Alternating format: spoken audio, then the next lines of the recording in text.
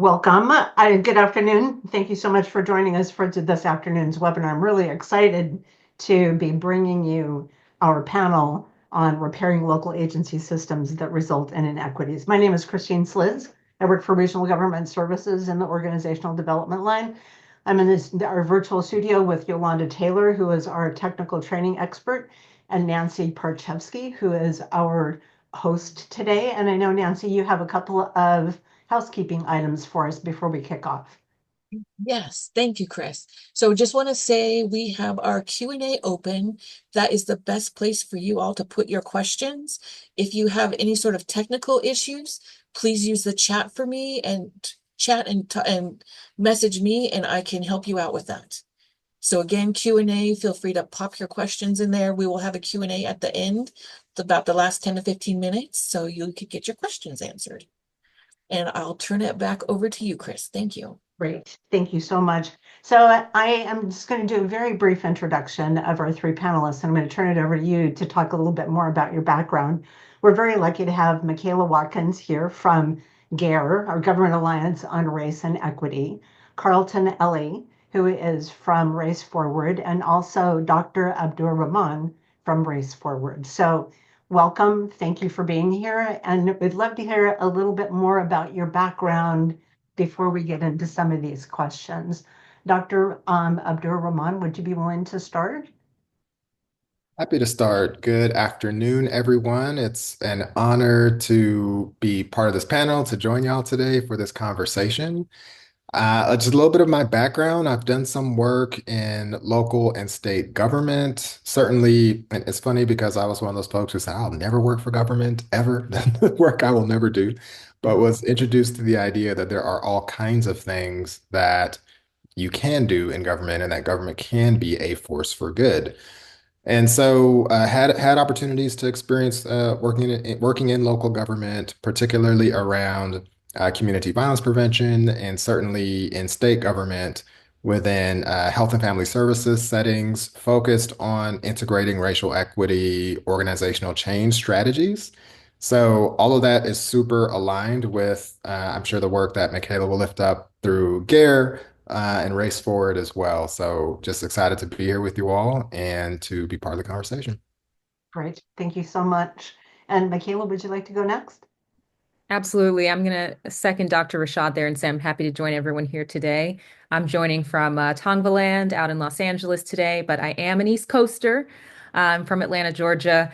My background is primarily in the ed sector. I've spent a lot of time supporting higher education, specifically the CSU system, as well as regional K through 12s across various states, some on the East Coast, some here in the West Coast, and also supporting nonprofits. I've spent a lot of time doing bridge work between local governments since many of the laws and policies that the ed sector has to follow are created there. So I spend a lot of time talking about the downstream that the ed sector has in a way had to accept and navigate that comes from the upstream of local government practitioners and bills and laws and policies that are created there.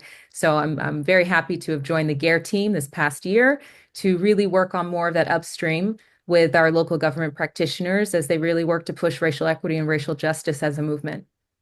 Great. Michaela, thank you so much. And Carlton? Thank you, Chris. It's a pleasure to be with everyone this afternoon. My name is Carlton Ely. Before I joined Race Forward, I actually worked for the federal government. I was an employee at the U.S. Environmental Protection Agency for about 20 years. My background's in urban planning. My undergraduate degree is in sociology. So over the span of about 20 years, I spent a fair amount of my time really trying to better understand, what does it mean to address issues like environmental justice through the process of doing planning. And that's really what put me on the path to doing more work around issues of addressing equity as it relates to public policy and public administration. And because of that experience, I eventually joined Race Forward and have been working here for the past 4 years as their senior director for federal strategies. Great. Thank you so much. And Carlton may be turning his camera off just as a heads up. We're having a little technical difficulty, but thank you so much for doing that introduction to the three of you. I'm going to jump right into the questions. And I think this first question is probably, you've seen a fair amount of this, and I'm wondering if you could tell us give us an example from your experience of that a system that revealed an inequity in an organization and how you began to address it. And Carlton, I'm wondering, because you really have that planning background, if you're willing to start this one for us. Okay, thanks, Chris. And because I'm having some difficulties with my camera, I'm just going to turn it off, and it may make it easier for people to hear me. Okay. But as I indicated in my introduction, I have a background in urban planning. I earned my master's degree in 1998. But I left graduate school and I started working for the Environmental Protection Agency, initially in Kansas City, and then I transferred immediately to Washington, D.C. in 2000. So from 2000 to 2008, I actually worked in one of EPA's place-based programs. Specifically, the program focused on livability, it focused on urban redevelopment. It was very market-driven in terms of its approach. And as an urban planner, while I had an appreciation for the work that they were doing, I also looked at the program critically. I had to ask certain questions in terms of the action that they were taking, because there were also social impacts in terms of the work that they were doing. Because they were doing redevelopment, especially in urban centers, there were certain topics that people felt uncomfortable talking about, whether it was issues of gentrification, issues of displacement, issues surrounding environmental justice. And those were actually issues that I had a particular concern about as an urban planner. As a Black male, as an urban planner with a strong sense of understanding of history, it was quite clear to me that there have been times in the past when the federal government has intervened in shaping the built environment, and sometimes Black Americans got the short end of the stick. And I didn't want to be an enabler of that type of process while working for the Environmental Protection Agency. So, what changed in terms of that process was I saw that I needed to make a change in the way in which I approached my work. I spent a number of years where I was trying to convince the office of what would be the appropriate thing to do, but eventually, what was helpful for me was to basically just change what I had, under my own control by changing my own projects. And eventually, I was asked one year to actually be the manager of the National Award for Smart Growth Achievement at EPA. I accepted that responsibility, but I said that that year, the rotating category needed to be on the topic of equitable development. And so the office wasn't particularly excited about focusing on that as a rotating category, but they accepted it. Yeah. And in the end, we brought attention to how place-based practices can be intentional about centering racial equity. We identified Bethel New Life, which was a faith-based developer that actually did some transit-oriented development work in Chicago. But the point was it gave us an opportunity to address an issue that needed more attention, especially if the federal government was going to play a role in terms of addressing place-based issues. You know what I really appreciate about that example is you leveraged what it was that you were doing and stopped trying to push people to change what it was that they were doing. And by focusing on what you could control, you really had a lot of influence. So Carlton, thank you for that example. Dr. Abdur Rahman, do you have an example that you'd be willing to share with us? Sure. It got me thinking about a few things. I opened by saying I was one of those folks who said I would never work for government for obvious reasons. Well, perhaps they're not obvious.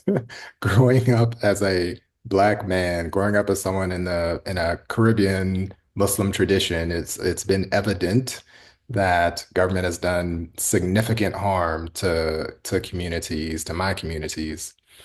And so, we spend a lot of time thinking about systemic and structurally racist outcomes, and government has been the purveyor of those systemic and structural outcomes, levels of policy violence that have impacted generations.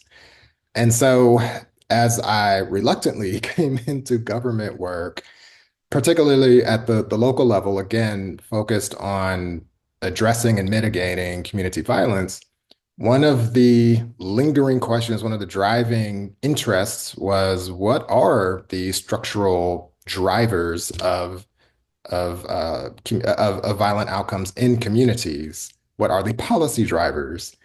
And how do we begin to understand the difference between moving large structural levers versus individualistic ones?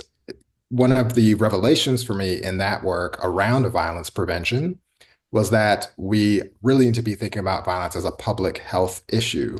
Certainly, most cities in the United States deploy carceral institutions and carceral agencies uh, ostensibly to reduce violent outcomes, police, jails, judges, and so on, prosecutors.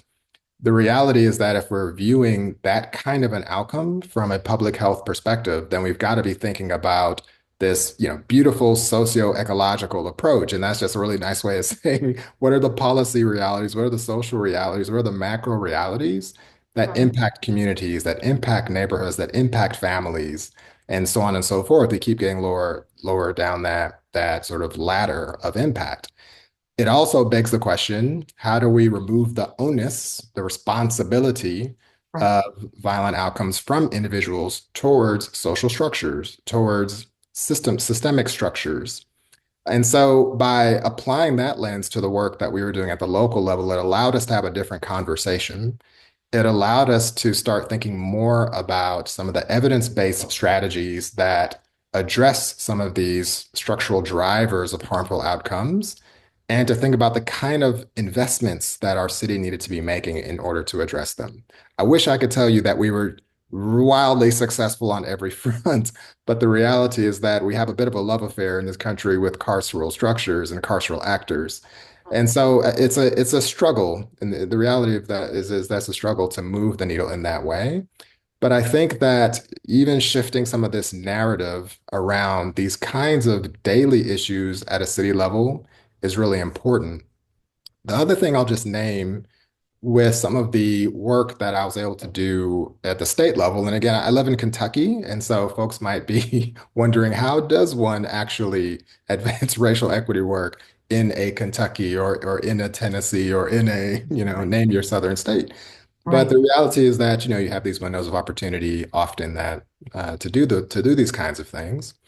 And what we found is that there were a number of opportunities. I think to Carlton's point, there are a number of ways folks can apply the Garrett Racial Equity Tool. There are a number of ways that government organizations can think about these theories of change that, for Garrett, we talk about the visualizing, the normalizing, the organizing, operationalizing, all of these approaches that not only that may shift the way you practice on a daily basis, but then also have the impact in terms of your office, your department, a cabinet, and so on. So, so a lot of that is certainly process orientation. A lot of it is thinking about the framing within which that work happens. But ultimately, as you're shifting, I found that as some of that narrative is shifted, it also can and may lead to some of the kind of resource distribution and policy, the policy modification that's necessary for the longer term outcomes. Okay, great. Thank you. And so this is my very quick summary. Is it really sounds like number one, you reframed the issue and changed the narrative about the problem in order to get at the things that were driving violence and help move things forward, albeit it's not as big of steps as you'd like it to be, but they're still moving forward. Is that right? Yeah, and if I can add, because there is just so much conversation now about narrative and shifting narrative, Yes. Yes. I think the goal was to humanize people. The goal is to humanize people. And I don't think it's hard to lose. It's not impossible. It's hard to lose when you're humanizing people. So I think that was the narrative aim. Okay, great. Thank you for that. Michaela, what would you add? Yes, I'd actually like to add something to build on to what's already been shared from a community piece and also an internal piece. Um, so while most of my background, yes, has been in the ed sector, there have been many bridges made and also working to support what we do here at GARE. Immediately when I think of this question, the answer is how many do, how much time do you have to hear them all? We've had and will continue to have many inequities across local government that are shared with us at GARE because it's the lifeblood of what we do. We are a member-led organization that absorbs their revelations, and then we create the container spaces for where they can build paths forward as a social impact network. And then not only as an impact network, but then when they go out and implement respectively in their jurisdictions. So this question hits at exactly why we were made, what we were created for, and what we do on a daily basis. We have various highly effective and deeply enriching program areas within GARE that serve our network of local government. But one that sticks out to me most in relation to this question is our innovative practice program area. So innovative practice is responsible for a few main things. They strengthen practitioners' racial equity analysis capabilities. They foster a sense of co-creation of tools and resources when inequities show up. They also create spaces for them to listen and share amongst each other as they establish solutions for infrastructure issues that they're facing that are inequity related. And one of the things that came to mind with this question is the tools that are coming out of innovative practice that are putting together innovative communities. So the innovative community is a strategy of really bringing together racial equity practitioners and across jurisdictions to develop a tool that answers this question. What's an inequity that we are facing? What are resources that we already have that we are not mobilizing in a way that we should to really answer it or solve for it? And then how do we strengthen that tool amongst ourselves and possibly for the community that we're serving? So one of the things that came out of innovative communities under innovative practice as a program area in GARE is something called the New Southern Strategies Playbook. And it'll be produced, well, it's already produced, but it'll be distributed soon. So please be on the lookout for that.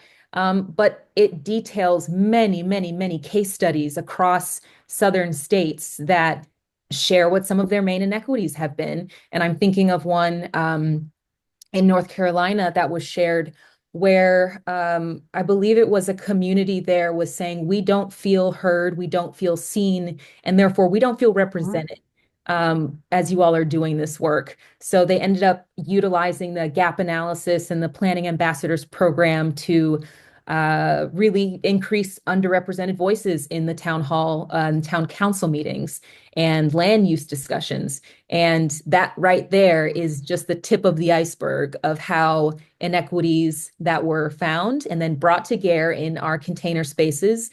A tool was created for it, and then it's being implemented out. And you'll see there are going to be many, many more in the New Southern Strategies Playbook. We have other tools that are coming out that truly try and use the power of storytelling by our local government practitioners to say, here's what we had, here's how we talked about it, here's how we actioned on it and really stormed over it, and here's how we're implementing it and tracking it forward. Thank you for that. Storytelling is so powerful. It really is powerful. It goes back to the same thing that Dr. Abdul Rahman said in terms of the narrative. So we will ask you before we end how people can go ahead and tap into some of those resources that GARE has available. So thank you for that. Now I'm curious from your perspective, if are there some systems that are more common in local government that you see that are really reinforce inequities? I know that there's something probably in all systems that could change, but are there some systems that are more common? I'm going to ask you, Michaela, if you don't mind, keep talking. Yeah, absolutely. Okay. The answer is yes. And so when I think of common systemic issues in local government structures that goes with that question, I think of assumptions that are often made first. Because again, it's people who push this work forward or keep it barriered. And sometimes that happens based on assumptions that we may hold and maintain and ask others to co-sign to. So I'd like to bring up a few. There are a bunch all coming to the forefront of my mind. Right. But I'm going to try and grab just maybe two or three. So one of the assumptions that racial equity work, or that I've seen, is that there's an assumption that racial equity work is a reaction and response system rather than also being a mitigation and prevention system. There's another assumption that racial equity work is already present because people who live on the margins under the constructs of whiteness, heteronormativity, and more are simply present. And not every representation is prepared to be a representative. And I think that's also assumption that a lot of people make. I'm going to pull one more. I think another assumption that is made about racial equity is that it has to be upheld by the numbers and statistics that make up quantitative data, rather than also uplifting the narrative and storytelling that comes with qualitative data. Those are some of the main assumptions that I continue to see, continue to hear about from our network that are really getting in the way of the racial equity initiatives and work continuing. Is they first have to battle those assumptions, because both of those issues, or all three of those issues, can unintentionally reinforce inequity by missing the deeper questions of what can we do before the systems, as they are designed to oppress, do the most damage, right? So I think about the upstream versus downstream. Most of the work happens, again, sometimes in reaction or response. All right, well, let's figure out how do we back up the river a little bit and see where it started. And also another question that I would put out as something that should be considered and asked is, how will we continue to equip team members to be for the vulnerable, and in some cases, not just of the vulnerable? Because sometimes people who represent a community are welcomed in, and they should be, but they may feel beholden to uphold a standard that maintains supremacy, right? So making space for them to truly either share so that they can be for their people, for their community, and really create this great change work. Or perhaps train them, because maybe there's an understanding of how systems of inequity, once you break into one that can actually help to solve it, that you should just assume a particular positionality and leave your own behind. So I think those are two questions that I think about a lot that go with those assumptions. Okay, great. Michaela, thank you so much. And Carlton, common systems that inadvertently reinforce inequities. So kind of mental models and assumptions that we make, what would you add? Yeah, thanks for asking that question. And again, I may turn my camera off if there is a little bit of a glitch in terms of the presentation right now. But when I think about, common systemic issues, and particularly those that can unintentionally reinforce inequity, the issue that always keeps me up at night, and this is definitely relevant to local government, is the failure to actually do social impact assessment. All local governments, because of the fact that they work on development projects, infrastructure projects, have large-scale capital projects that may occur within their jurisdiction, are required by law to address the National Environmental Policy Act. And eventually someone is going to be required from a local government to do an environmental assessment, or they may be required to do a more extensive document that's known as an environmental impact statement. But the point is to acknowledge the fact that the National Environmental Policy Act isn't a stovepipe policy. Although it certainly wants to ensure that when interventions occur, that persons are going to be protective of natural assets and resources. But the law also has provisions that indicate that any responsible party also needs to do an assessment of social impacts as well.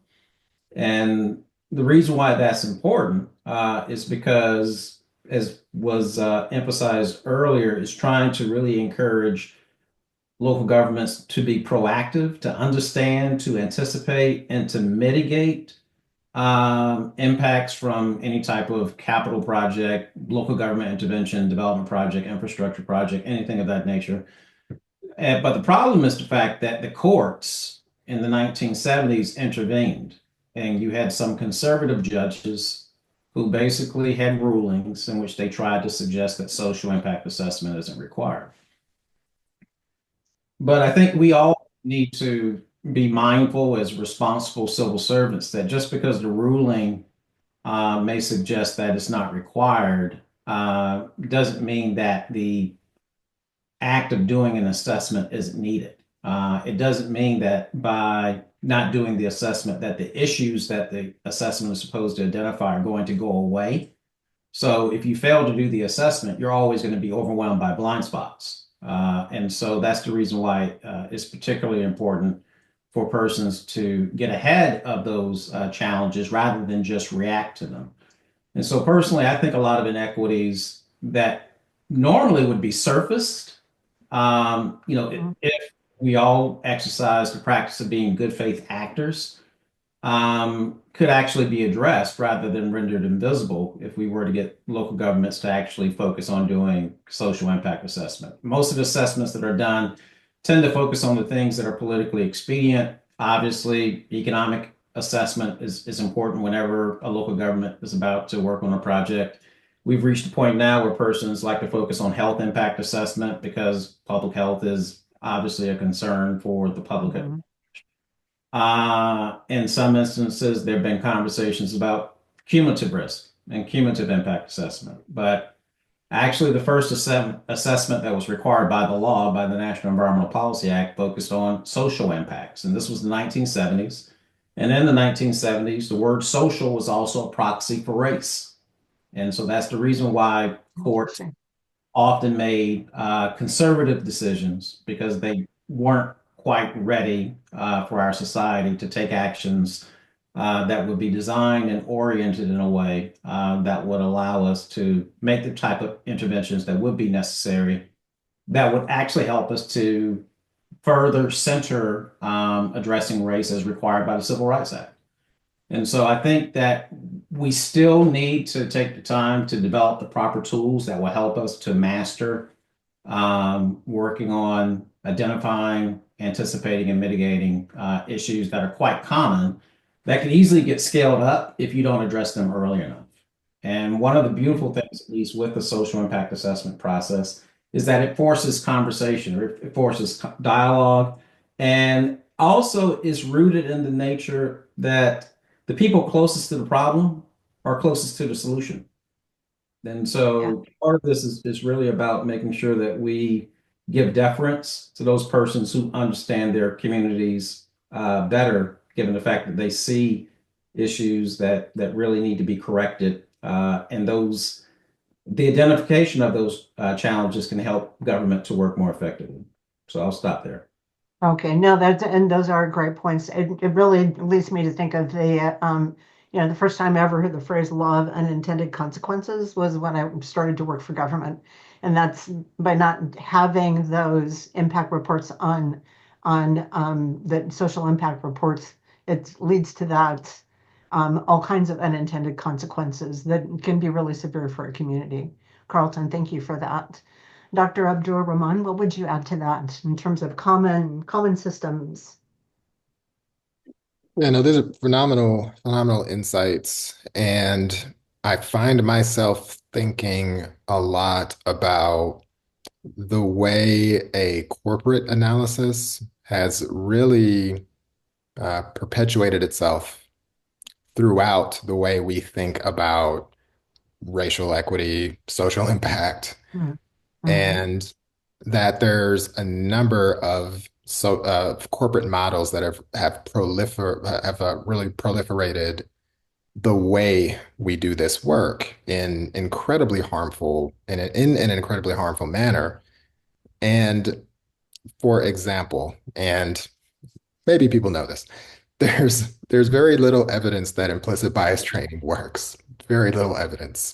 Read The that. evidence actually suggests that implicit bias trainings are harmful to the degree that folks feel as though they've, conquered their subconscious selves in such a way that they're no longer capable of producing racialized outcomes in their work. Therefore, they're less curious, they ask less questions, they are less observant, And so, unfortunately, because it's so easy to do, and because it's clearly so ineffective, you see these kinds of interventions proliferating wildly throughout corporate and government settings.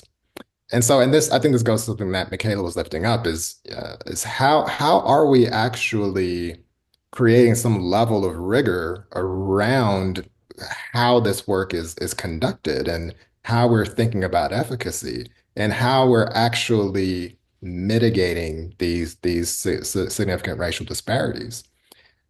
Connected to that in my mind is the very real threat that we are enamored with themes of punishment, where we're enamored with themes of using very harsh structures like our carceral structures Mhm. to somehow inform correction when we know that those structures actually don't produce those outcomes and only vastly exacerbate the kind of racial inequities that have been that we can track all the way to the 1700s from the slave patrols. And so there's a level of disconnect in my mind between the very real work of addressing the racial disparities that exist at local and state and federal levels with the tools that in many ways are at best ineffective, at worst continue perpetuating the kind of harm that we are setting out to mitigate. So I would just add that piece to what I think has already been wonderfully articulated. Okay, thank you for that. Now, I'm really curious about what it is that you three are seeing with regard to in this current political environment, what it is that you're seeing people do in terms of their approach to racial equity. Are they leaning into it? Are they leaning away from it? What are your observations about what it is that's happening? And Michaela, would you start for me, please? Yes, absolutely. This is a question we are asking ourselves daily. I was in a meeting with Dr. Rashad earlier. We're asking ourselves a lot of things around this question, and I'm sure Carlton is as well. I'm going to do my best to keep it brief, Okay. to respect wanting to hear and have it shared out what my colleagues are thinking too. So something that comes up for me is that when I think of trends, is not necessarily trends of thought or philosophy, but we're in a time where trends of action and working toward trends of action are very important, as well as finding ways to make them collective. So I've been thinking a lot about the way I've been seeing trends. And right now, one of those trends is taking time to take stock. I'm noticing that as a massive trend right now. We're doing it internally at GARE as well. What are the needs? What resources do we have? What resources are possibly at threat?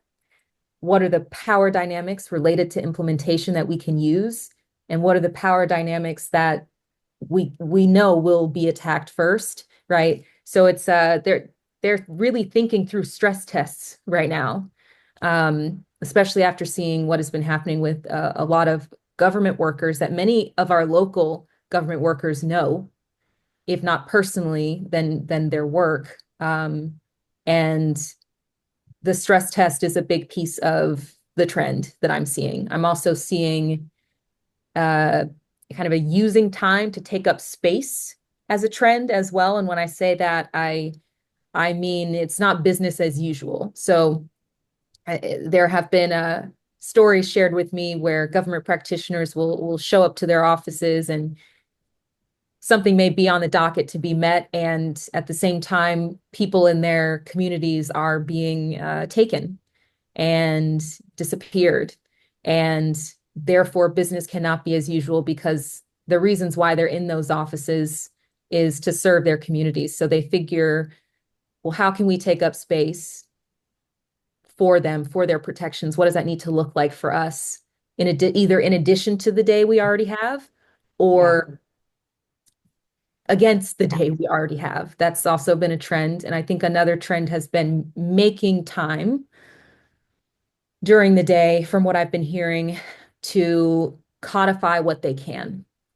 A lot of laws are, a lot of acts have been on the table and easy to cut down and really dismantle because they haven't been codified. And local government practitioners are aware of that. So they're really trying to ask themselves, all right, we're stress testing, we're figuring out what kind of space we can take up in our roles, but also what do we need to make a law before, before it hits us at this downstream? What does that need to look like?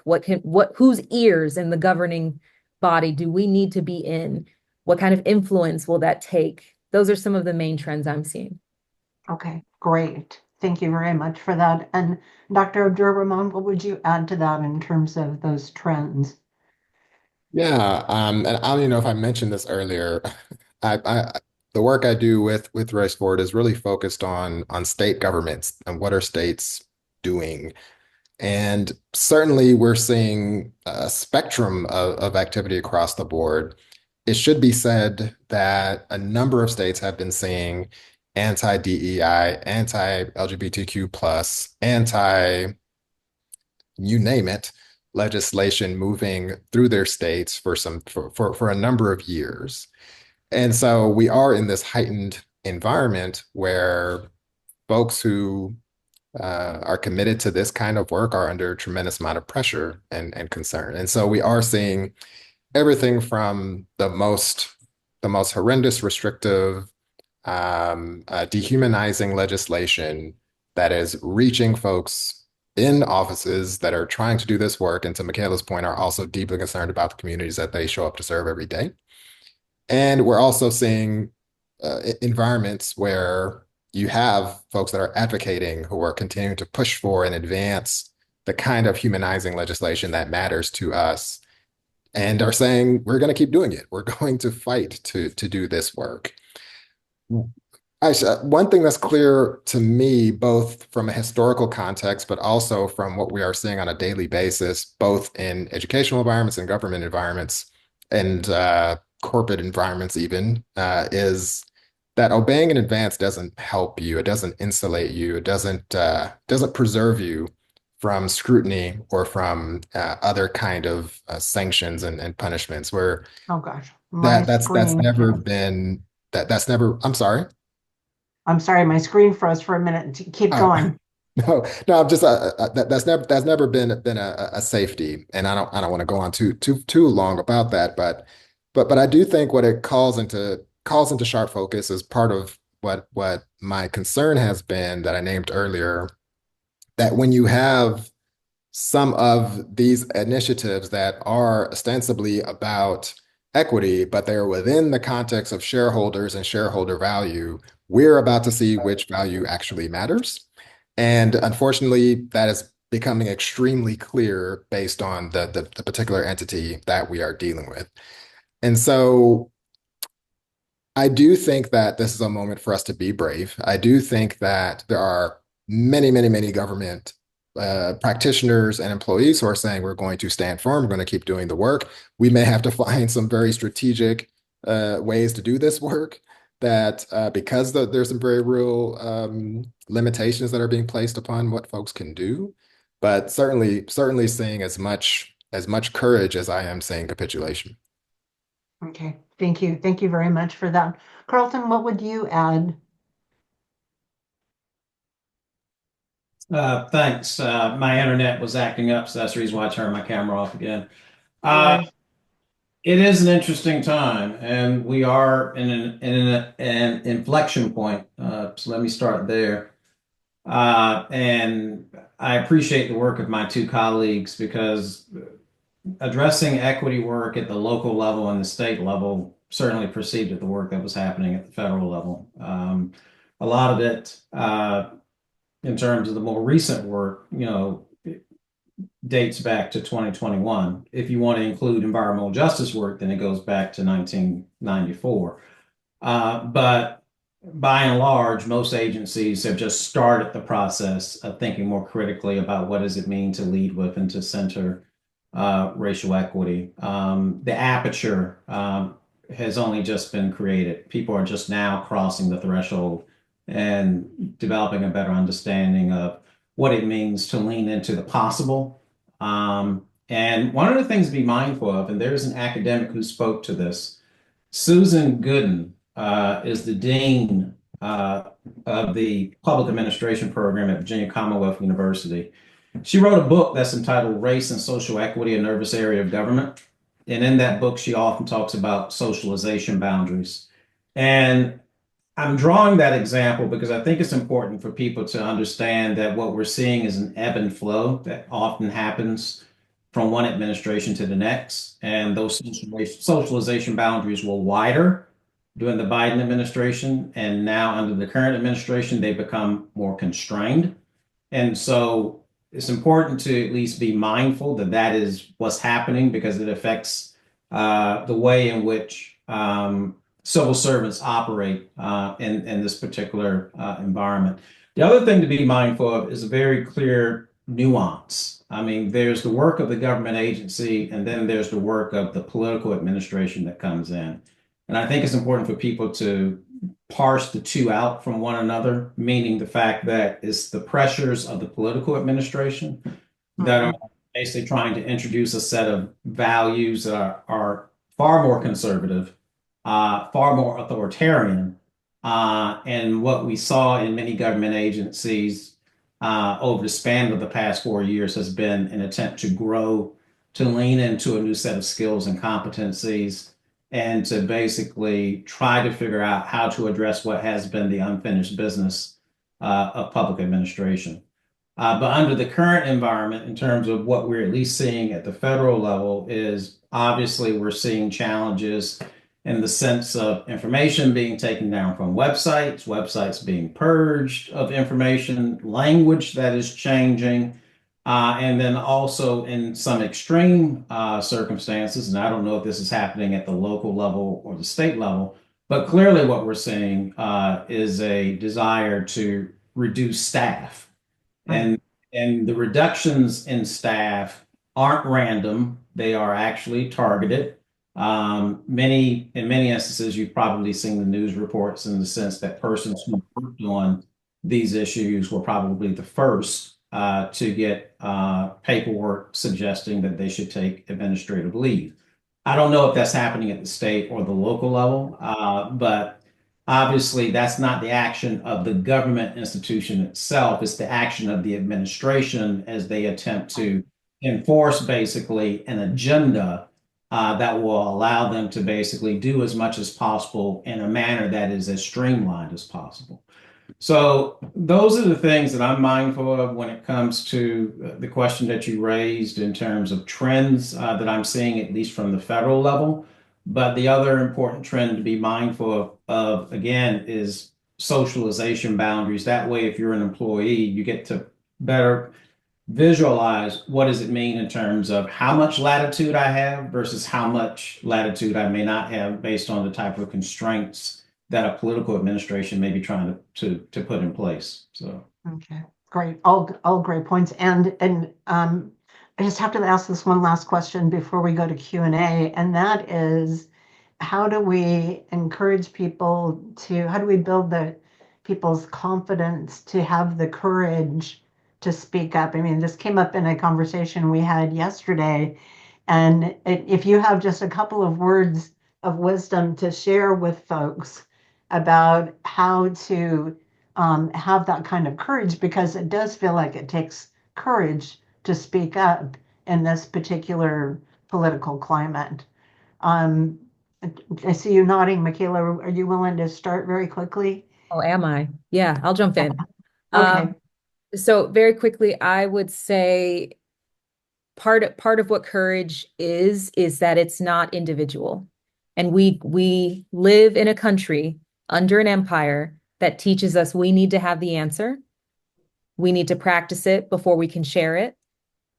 Look for your people, ask questions. One of the things that's going to be really important now and has been for a very long time is understanding how fascism eats so that it can teach us how to starve it out. That is a massive thing to think about. You will gain more courage the more you think about that question. How is it eating us? All right, how do we starve it? What is the line that we need to hold? What's our positionality to that line, right?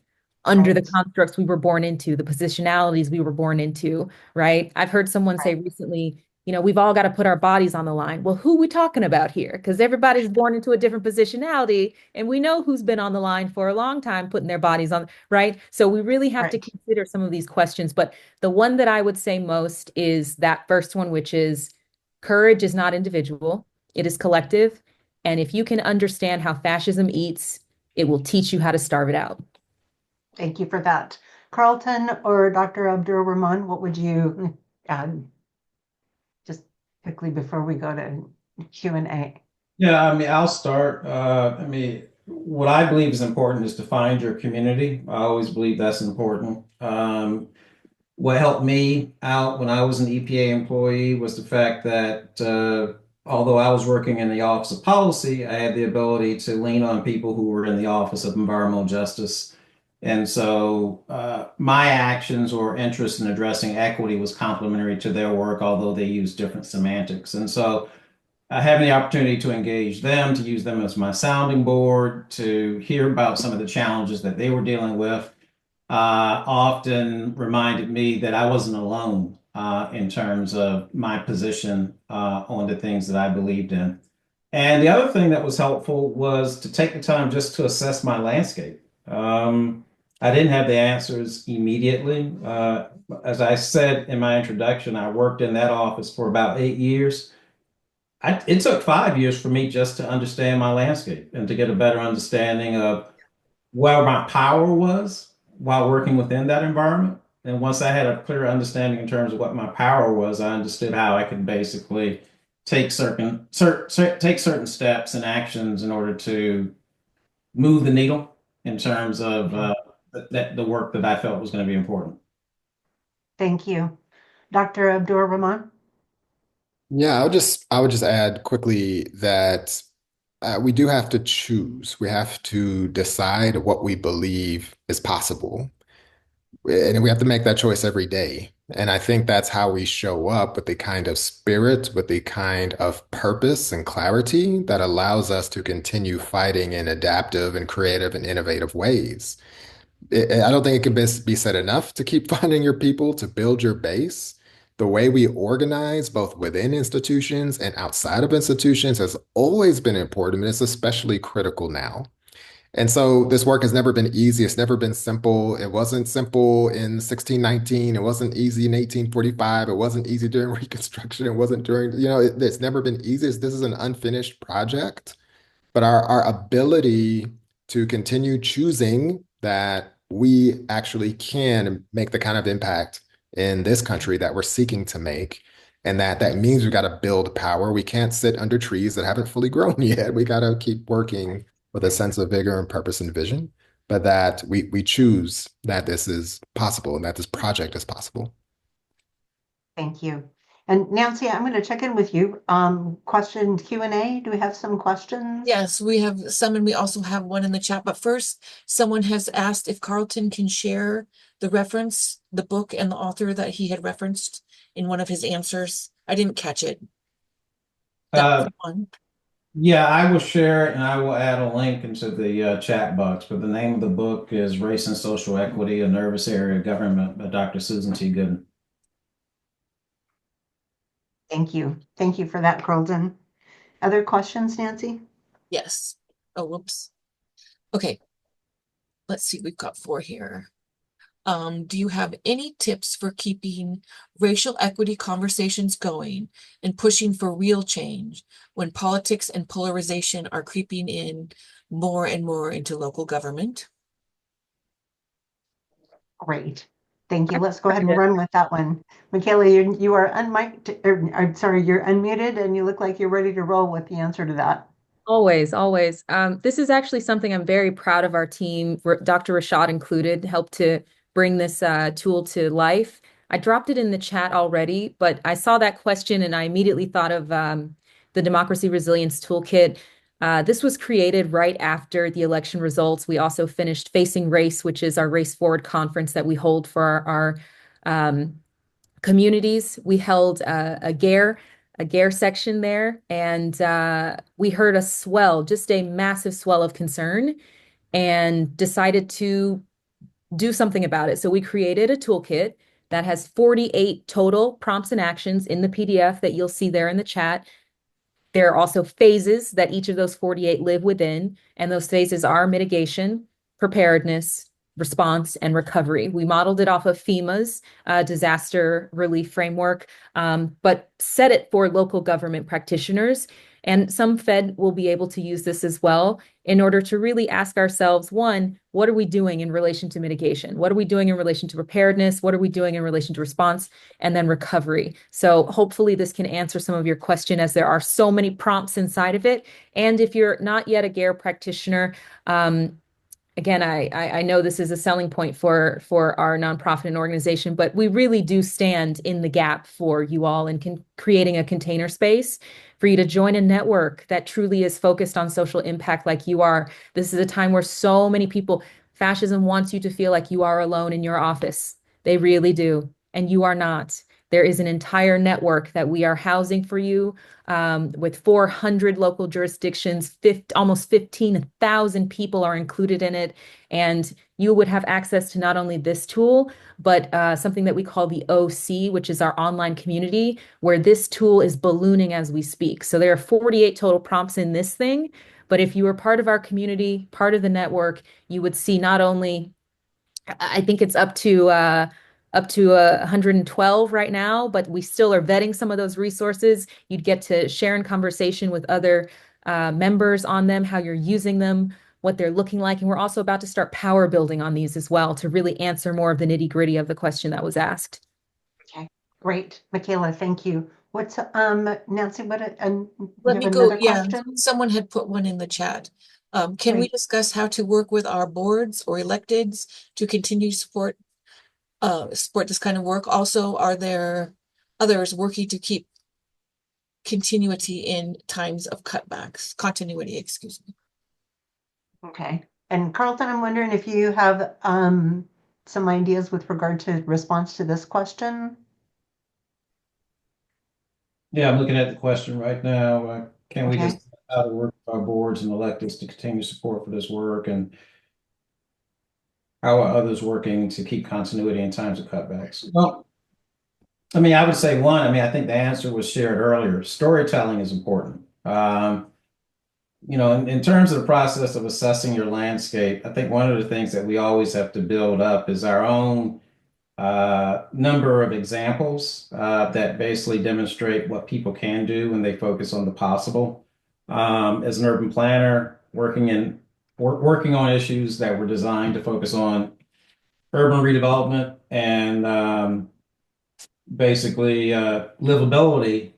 One of the things I picked up on quite early was that the narrative around how communities are being improved was one-sided. It only represented basically a narrative that was oriented around what white people felt would be appropriate in terms of spaces and places. And so I had to actually go out and research what were the stories and examples in terms of people of color being proactive in guiding the changes that occur within their communities rather than just reacting to them. And there were all types of examples, some that were rooted in environmental justice, some that were rooted in historic preservation, others that were rooted in methods around responding to natural disasters. But the point is the fact that we have to be prepared to do the research to identify the best examples that help to inform or educate basically those boards and leaders that we work with.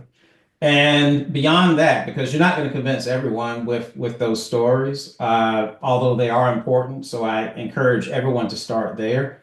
The other thing that's important is in these periods where you're trying to maintain continuity, it's important to basically expand your network and expand your reach. And also think critically about who you are working with currently in terms of your institution, because it's likely if you do the assessment and you basically do a power analysis, there are probably a lot of untapped people or organizations that you need to engage.